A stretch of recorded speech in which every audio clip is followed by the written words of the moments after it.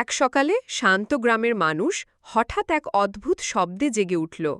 সবাই অবাক হয়ে দেখল একটা বড় কবুতর ধীরে ধীরে আকাশ থেকে নামছে।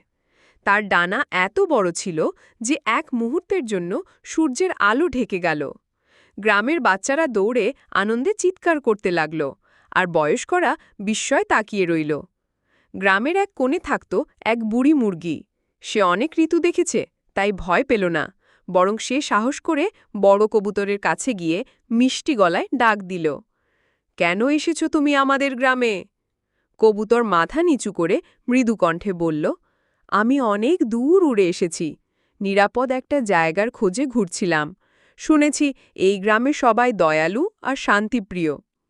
বুড়ি মুরগি হাসি মুখে বলল, "এই গ্রামে সবাই একসাথে থাকে, খাবার আর আশ্রয় ভাগাভাগি করে।